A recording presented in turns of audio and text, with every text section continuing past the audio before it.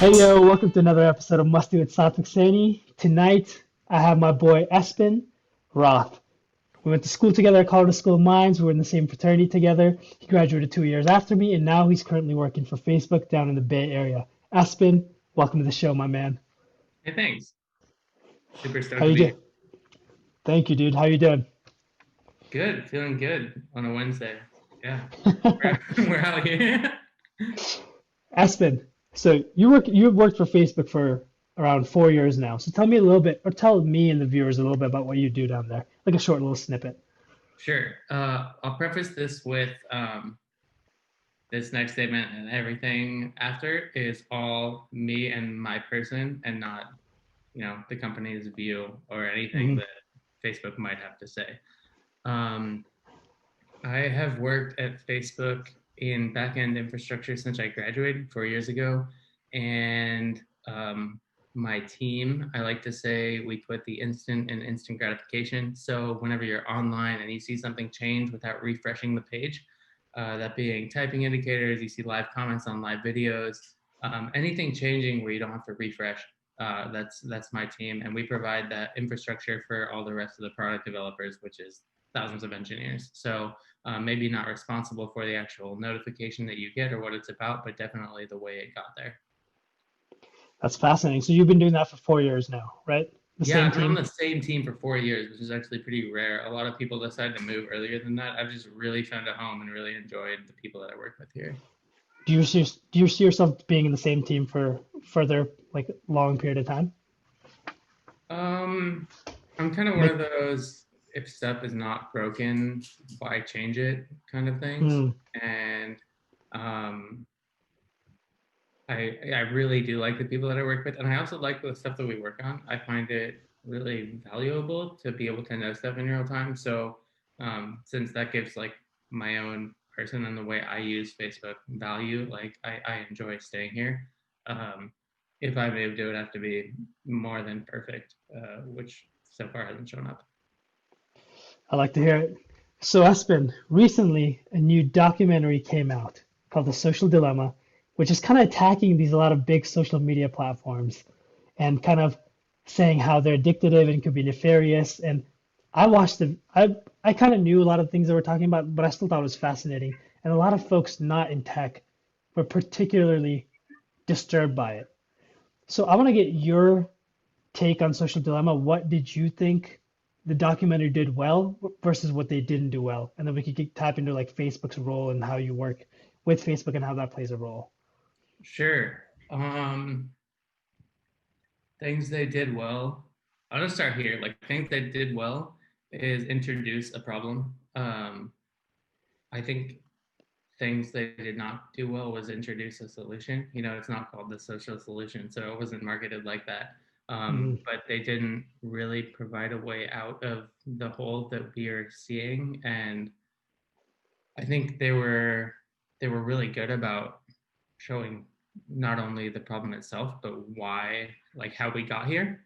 I thought that was all really good, and all of the basically all the arguments they were making were really good. But I was just really lacking on okay, so what would you do if you were, Mark Zuckerberg or um, Amazon, Twitter CEO about these kinds of problems. I felt kind of lacking there because these are really tough problems to solve. And it's hard to be like, oh, you have this problem, please deal with it without kind of giving people a way out. Like giving people hope kind of deal. I think they did a good job of that actually, of giving hope that like this is something that we have to solve, and just like global warming and other issues where Hmm. people are gonna figure it out, but it also takes someone to point out the problem before someone else is gonna work on the solution. So yeah, I think the results or the good side is going to come from hopefully many different angles, but like Facebook itself making money off investors who care about specific numbers Mm. is kind of its own problem, like they said. And the want of money is the root of all evil. And so as long as that's where that's coming from, then we will have a problem. So did you, in your eyes, what would be a viable solution, or even a step towards a solution? You don't have to come up with a solution, but what would be even a step in the right direction? Right. I think a lot of the times for this stuff, it comes down to like a personal level. Like Facebook is going to follow their investors probably, like in general, like wherever they're making True. money, like it makes sense to follow that path. So the change kind of has to be on how the individual uses it. Personally, I view Facebook as a tool, just like a lot of other tech that I use. And so it's a really good tool for a lot of things, and for a lot of things actually that the people who invented it didn't see it being a good tool for. And so when people want to use those tools for nefarious purposes, like these tools are really good for a lot of stuff, and all of a sudden they can do that. And Facebook is doing their own stuff with regards to um, like elections, and trying to make sure like election related information is only true. Hmm. So yeah, that becomes like a really hard problem to solve when all you were trying to do was create a platform where you can pay to get your word out, and where you can pay to like connecting a community with advertising to people who actually care about what you might care about. When you do that, and then so many people want to get their own word out about something, it becomes really tricky to kind of um, I don't want to say silence anybody, but moderate that discussion when we're using a similar platform, not even in our own country, but across the whole world. I see. Kind of like when we swing the needle towards freedom of speech, like where does it stop? You can't see Right. because you give everyone a platform then in that case, and everyone could project their voice, whatever the views may be, how harsh or terrible or whatever, you know? Yeah. And it's not just like being able to project your voice, but even if your voice is saying something like actually wrong, right? And if you have enough Yeah. followers and a big enough base, then like, there's so much regulation around what's allowed to be on TV, right? And on the like the movie made this point, like on the internet, there's not that much regulation, so we have to come up with all of our own stuff to kind of create that boundary. And so, like, while we have our own way to do it, maybe it's wrong, maybe it's flawed, and maybe it's just like it's not all going through one pipe. Like we have millions of people all over the world trying to advertise, so it becomes really tricky. No, for sure. So that definitely when I talk to people and people who like try to pipe down the idea that social media is all bad, it's kind of seems ludicrous to me because just like you were saying, it's some sort of tool. Like you can't, it's the way it's used, right? I mean, social media has done such great in the world. I mean, connecting, like I could talk to my family in India with literally in a heartbeat. WhatsApp them, WhatsApp video call, no cost, and that's amazing. Like you cannot take that for granted. But with anything, there must be pros and cons. So you touched upon that a little bit. Like you talked a little bit about the regulation, and it seems like a lot of these Senate hearings where the Google, Amazon, Twitter CEOs go down to Congress and for the congressional hearing, seems like our technology is so far ahead of the regulation. So where do you see regulation going? Because I know the genie's kind of out of the bottle, so it's kind of hard to regulate something that is already out there. So where do you see regulation with social media moving along in the future?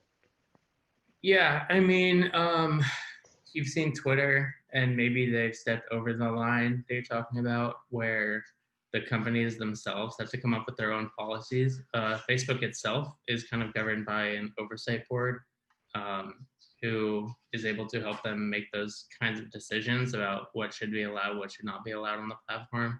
A couple examples like hate speech or voter misinformation. So if you're like showing false locations where people can vote, who can vote, how to vote online, if you send like a fake link, that stuff will be blocked.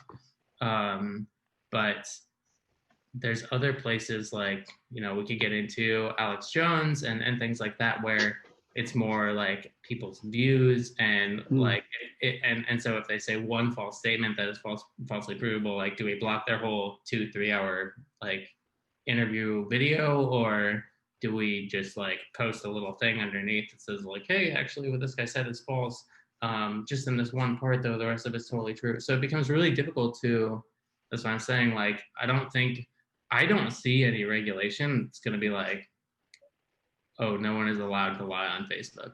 right? Like that seems Yeah, kind of obscene. difficult. Like I kind of think of it as, your own voice. Like, are you allowed to lie to other people legally?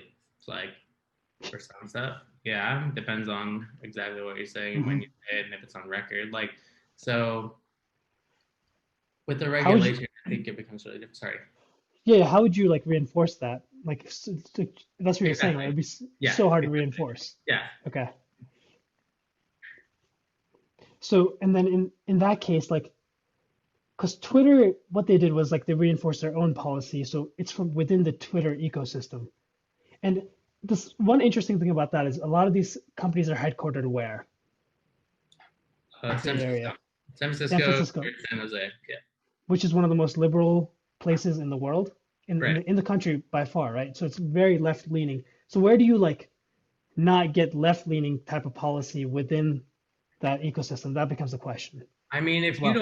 if you don't want to go along with the rules of the platform, you're free to build your own. That's kind of how Yeah. I see it, right?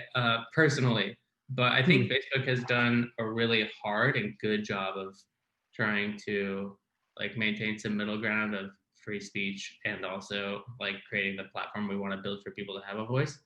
Um, because if it's taken over by a bunch of people saying ridiculous things, then nobody's ever going to want to be there, which I think we're also seeing. Yeah. Like when it's too political, it's like, why am I even spending my time on this site in the first place?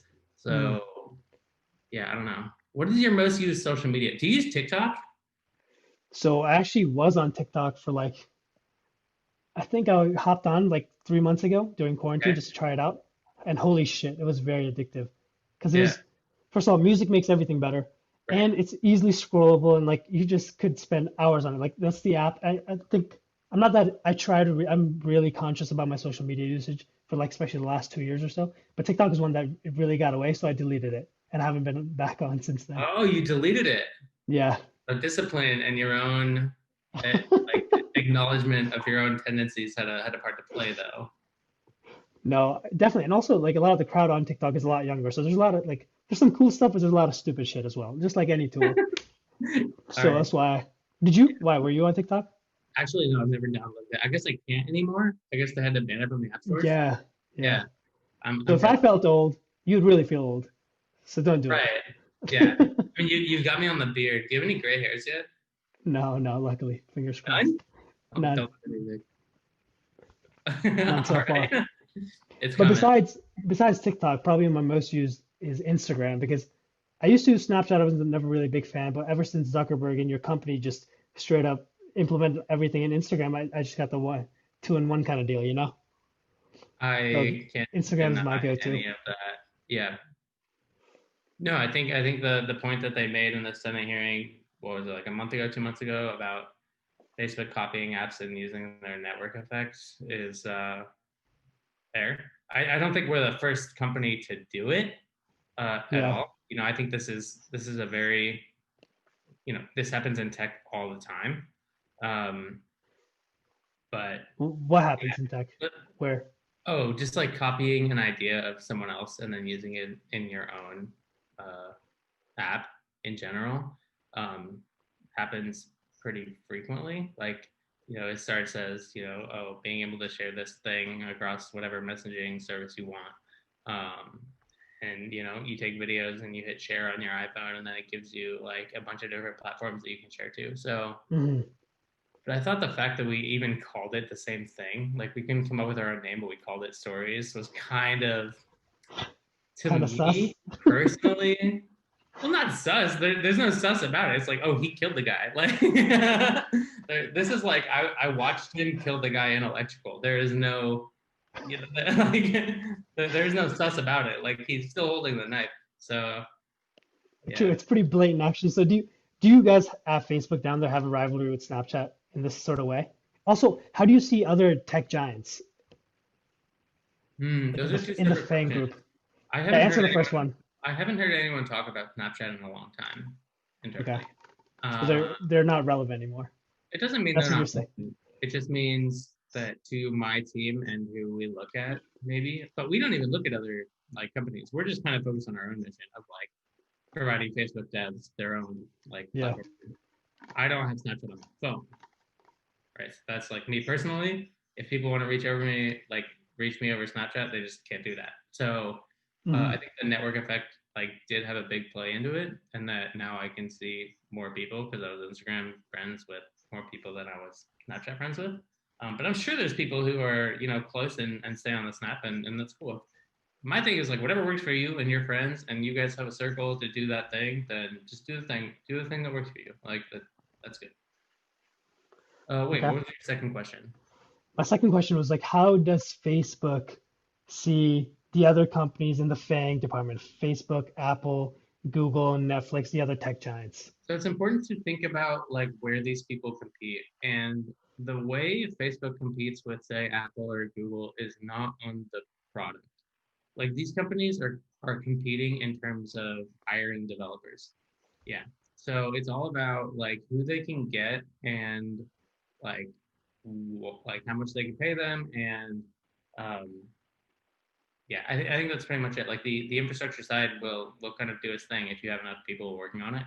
Uh, Okay. so like Google wouldn't want me because I worked on RTI at Facebook. They would want me because I know the Facebook ecosystem and like I know things about how the world should be in terms of like when I show up to work, what are the tools I'm using. Same thing with Netflix, Apple. Um, like it's more about the kind of environment that you're building for other people to build a product. Ah, I see. So within that ecosystem. Oh, that's fascinating that you say that. It's more about it's not even ad dollars or the product. It's more the people and the No, most brilliant minds you can get in the room. right. I think like Google and Facebook do like people use Google for a very different thing than people use Facebook. Like everybody uses Yeah. both. And so it's not as much about like even the revenue. It's about like who's gonna like enable us to make this thing the next best thing. Ah, that's fascinating. So regards to that ecosystem, I have an interesting question for you. Because my professor, when I was doing my master's at Mines, he worked for Apple, like I don't remember, the 80s or 90s. And he worked there for 6 years. And he often talks about his story and the ecosystem that Apple has. He felt like his entire life was Apple. Like he would go to work, the campus was so freaking sweet, like a sweet college campus. He would spend even extra time there, giving him more incentive to work there because he felt guilty because the campus was so nice. And like all his friends were from Apple, and like this whole cycle, like where he created this ecosystem, like his life became too much Apple, and he had to like get out. Do you ever feel that way with Facebook So before Corona? right. I'll preface this whole answer with I almost never work more than 40 hours a week. Okay. So um, that said, there is a lot of really nice stuff with working at FB in normal times. Um, so they feed us like lunch and dinner every day. Uh, the office is huge and really nice, and they do a really good job of seating you next to the people that you're eventually going to have to talk to. So, and it's a very like open office, right? Like I don't have my own like cubicle or office or anything. Like I'm just a desk and a row of desks and a big field of desks, which Okay. would think could be maybe bad, but really it's really nice because you have people constantly walking around and people constantly interrupting you. And if there's someone whose attention you need, you can just get up out of your chair and walk, 20, 30 feet to talk to that person. On top of that, they do a lot of social events, which are really fun. A lot of, I guess they just, at the end of the day, they just spend a lot of money to keep people happy. I mean, salary and like stock is one thing, but also like team lunches, team dinner is like all that where you're you're pretty much covered like end to end if you can show up at the office and do your job like the rest of your life they pretty much they talk a lot about people talk about like golden handcuffs where it's like it's so good to work there that you never want to leave, which I think is kind of what your professor might have been talking about. It's like if Uh, I had to leave the company I would have to figure all this other stuff out for myself that's already taken care of by the company. Like we have a dentist office at the Facebook campus that's exclusive for Facebook employees. Same thing with like a general doctor who we can go see like and schedule, and they're on campus, right? So I park my car in the morning, I go to lunch, like do my thing, and then 3 o'clock rolls around. Oh, it's my doctor's appointment. I just ride a bike to a different part of campus. I get my doctor's appointment done. Come back. It's like maybe a 15-minute time sink out of the appointment to get there and back. So Damn. that's definitely part of I think why they're able to retain employees so well. Even with that though, there is still a good amount of churn. So since I've been at the company, I think there's been a lot of people that also have come to me or come to the company to the point where I'm like more than you know um, like 50-60%. So or like 60% of the people that are engineers at Facebook are like less like younger than me in the company. So it is really fastly. It's we're not just growing. It's like people are also leaving. I see. But in tech, there's just a lot of churn in general, right? It's a Yeah, pretty. that's true. Not for me in particular, but I've seen a lot of people come and go. No, that makes sense. But that's fascinating because I think that's perfectly alluding to what my professor was saying regarding if you're eating lunch and dinner at the campus, though, when that means you're staying at the campus even during off work hours. Is that correct? Yeah, I think Silicon Valley is kind of different, or at least Facebook is kind of different. Like most people don't show up till 9:30, 10. So, and it Ah, ends at 5 or 6, and then you roll home at like 6, 7. Um, so not really. oh, I see. So still like 8 or 9 hours. It's just shifted schedule kind of deal. Yeah, So do you have like a lot of interactions with people not working at Facebook out of curiosity? I do. I've done a lot of intentional work to find people who don't work at the company. Uh, Okay. the main like source of those people has actually been a Christian church, also in Menlo Park, which is right next to Hmm. Facebook, like same town.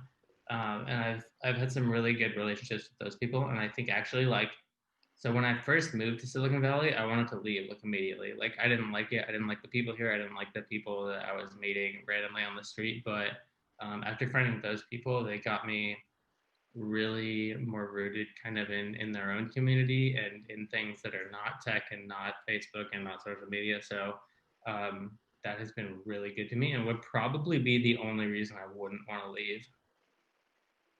You wouldn't want to leave the Bay Area because of that group? Yeah. Okay. So have you always been quite religious, or just was this more of like a discovery kind of deal once you moved out there? No, I grew up in a church and then I had been working at a summer camp for the past like 11 years before I started FB. And so I was still like flying to Colorado to work at this camp in the woods. Ooh, Yeah, it took me a really long time. Even I was looking for a lot of churches around here, and it took me a really long time to find a group where I kind of felt at home. But after I did, there's just a few people who have been really really solid and telling me, where they think I could be in life, like things that they thought I was blocked on, things like that. mm. Where I wasn't really getting that kind of intentionality with people I work with. Well, I like that word, intentionality.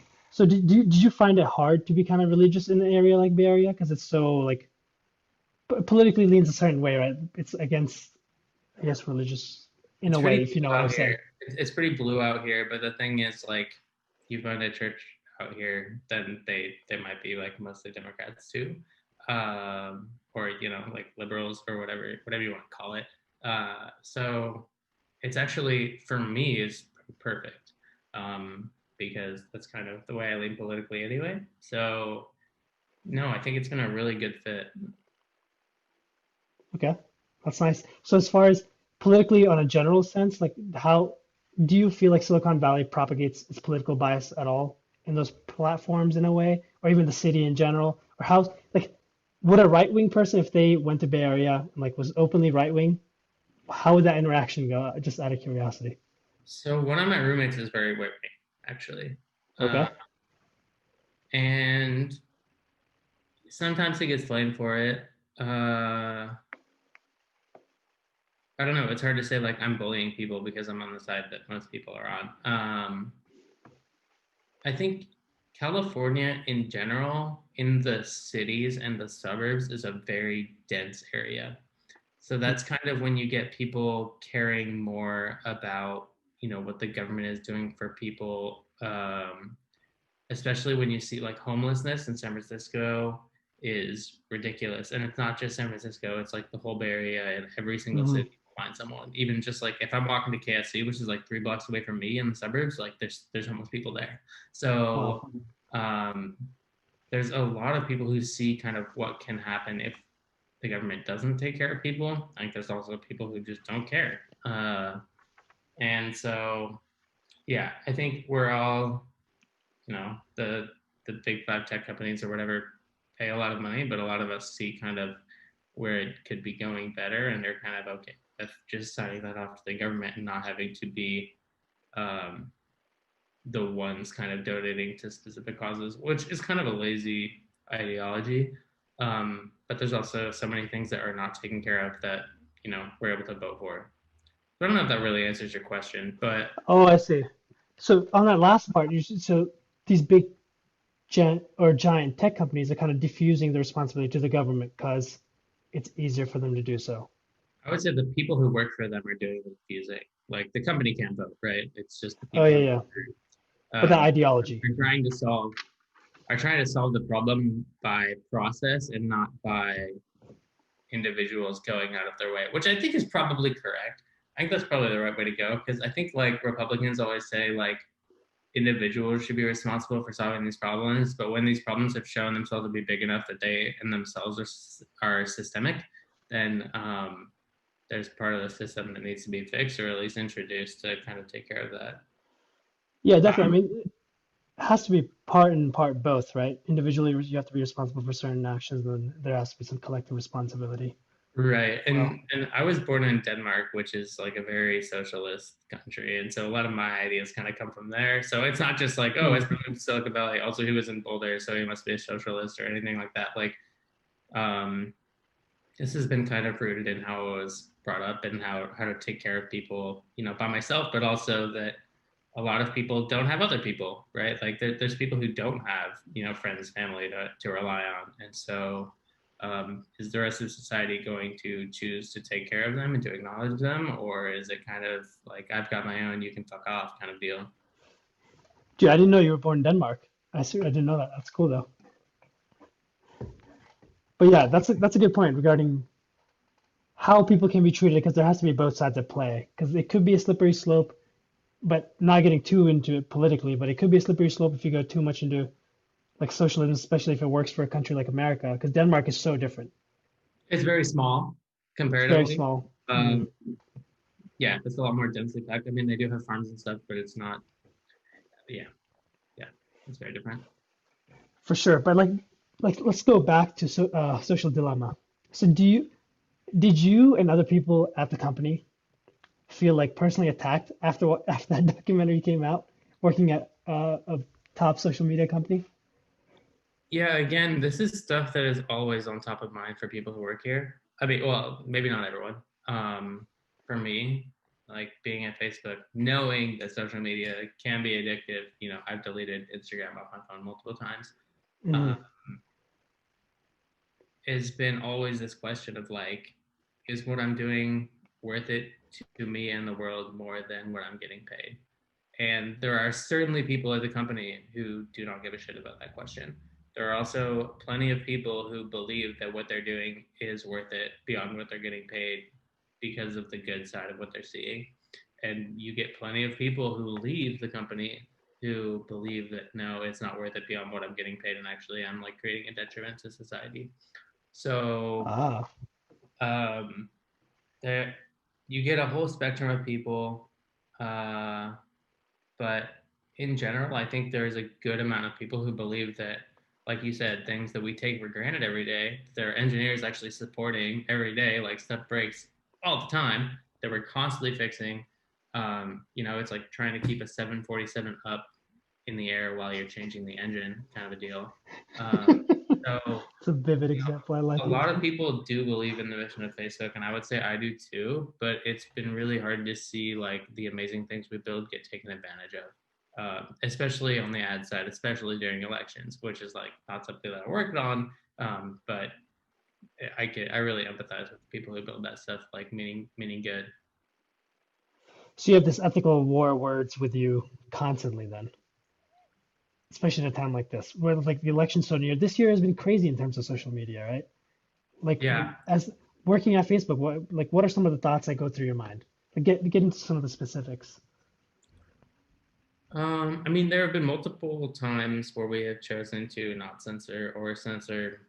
Even the president has been censored on Facebook, right? So, um, there's a lot of stress just acknowledging those situations.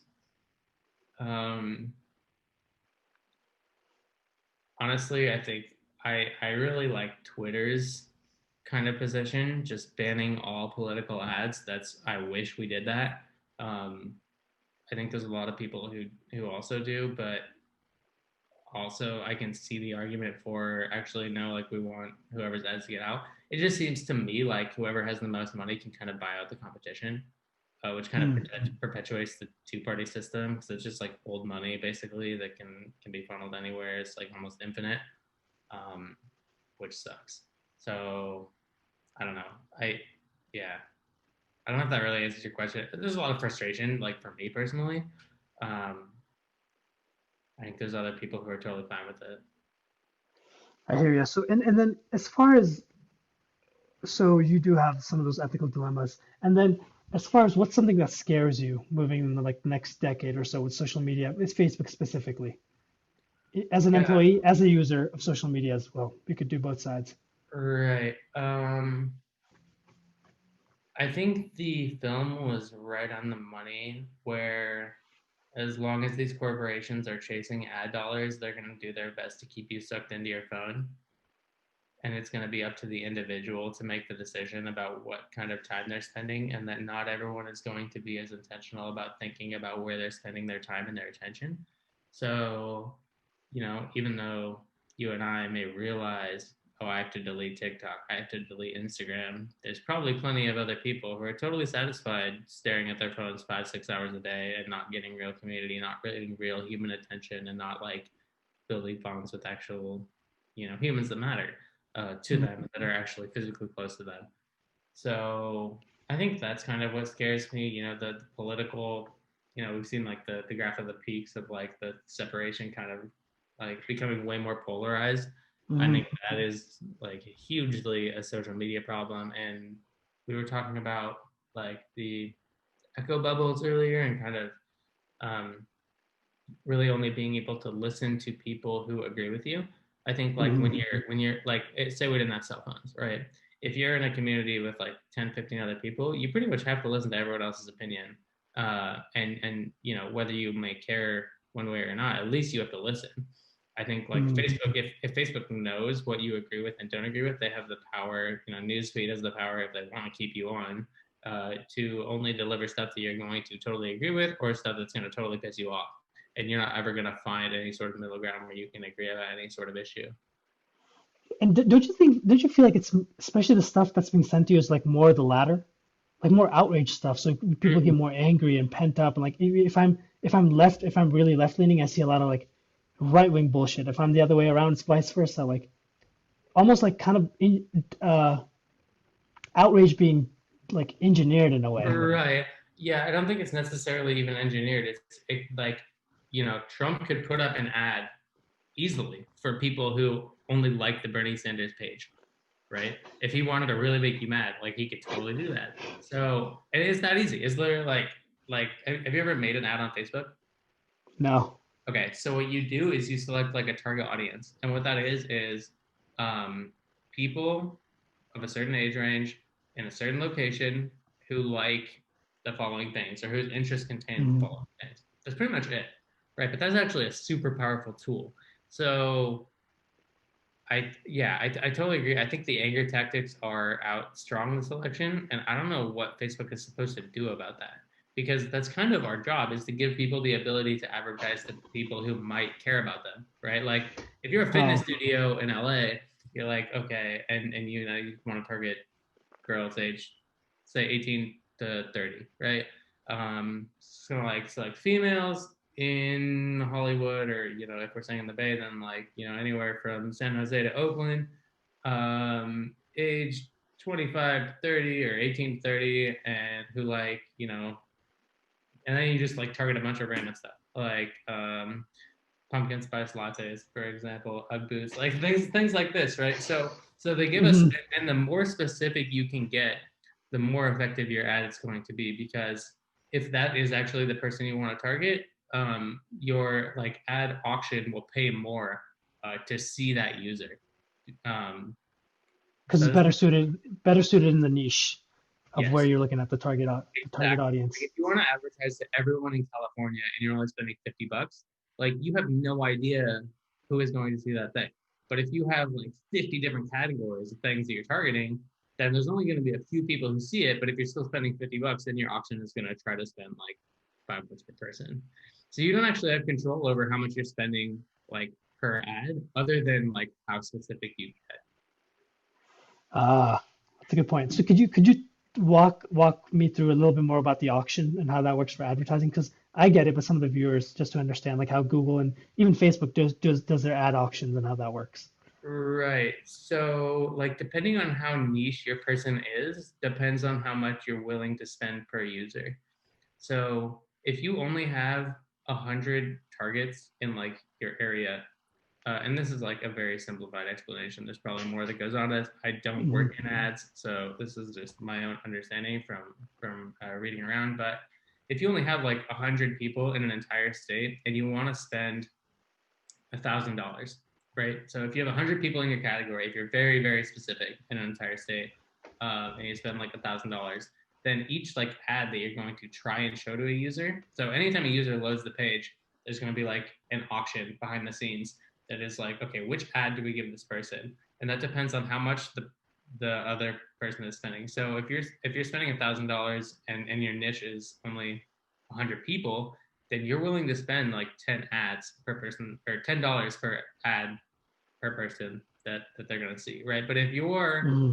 targeting audience is the entire state of California, which I don't actually know the population of, but it's going to be on the order of pennies if you're spending the same amount, right? So you might get people that fall into no categories of anything that was ever specified, or if they fall, yeah, no categories that anyone has ever specified other than California, but you don't know who those people are going to be, who they're going to like. So that's kind of why like specifying a very specific audience kind of helps you.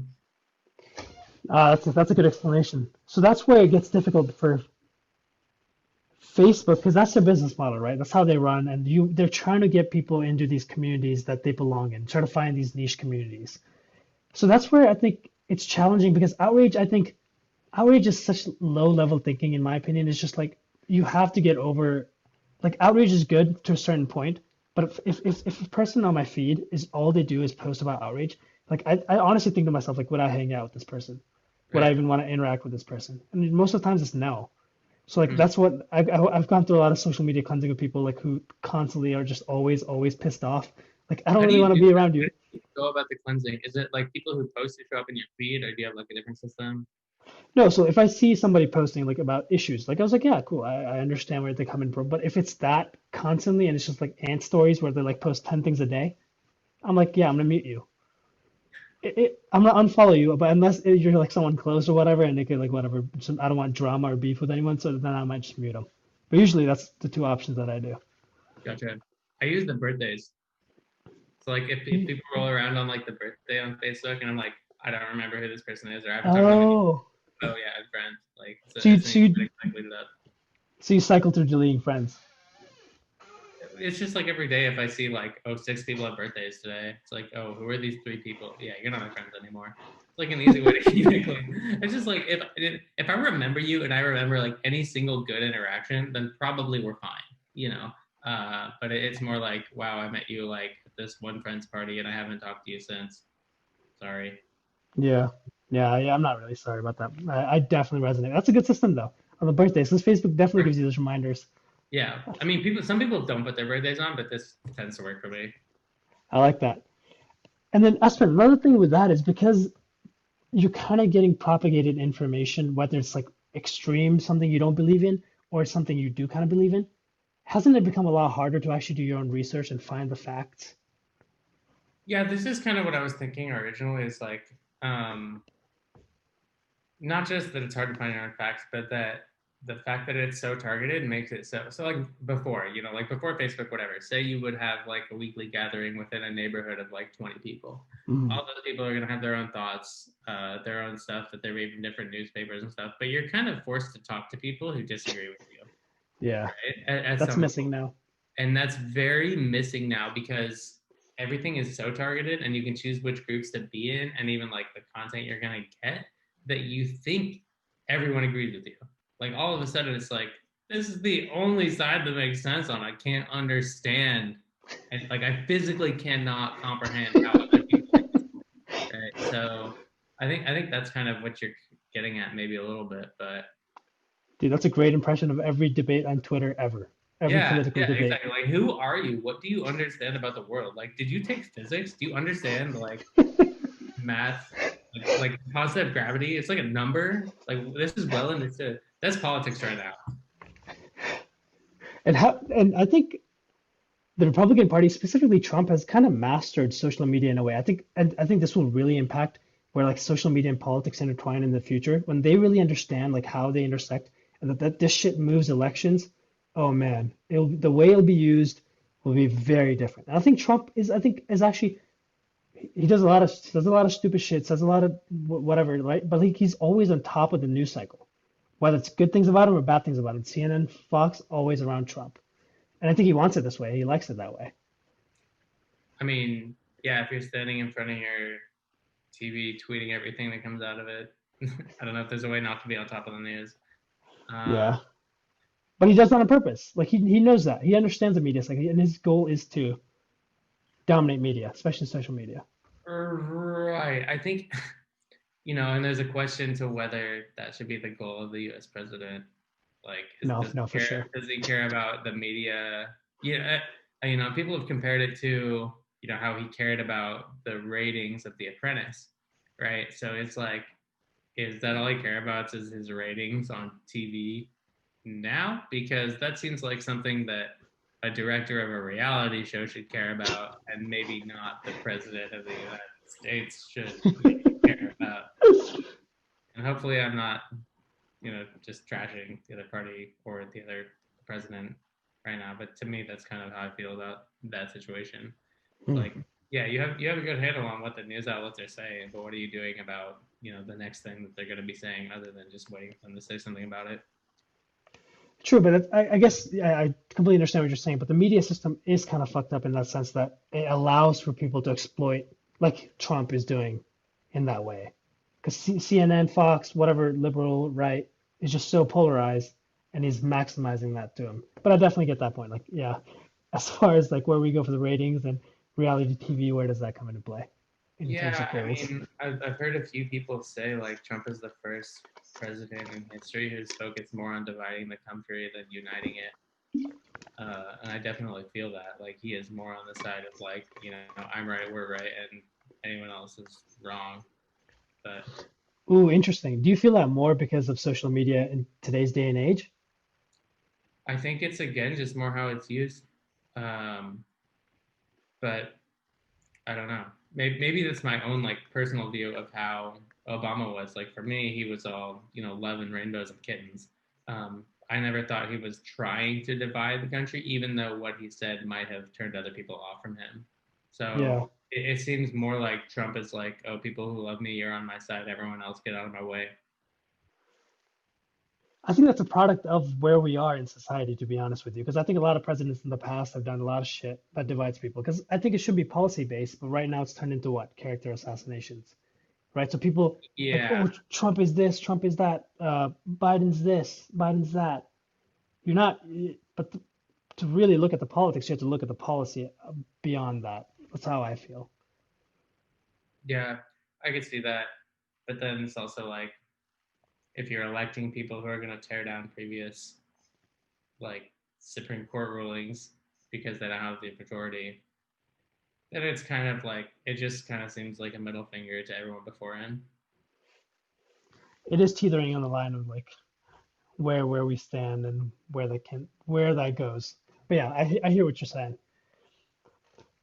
All right, Espen, my man, we're approaching the end of the convo. Is there anything you want to leave us with?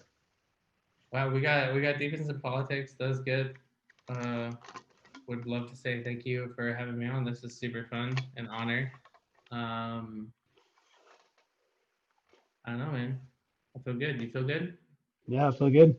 Cool. All right, Espen. Thank you so much for coming on, dude. I appreciate it. I'll have this episode out on YouTube, Spotify, and Apple Podcasts. And thank you for giving us a deep dive into what Facebook's like and your thoughts on social dilemma and much more. Yeah, thank you so much. I will see you around. All right, thank you all. Have a good night.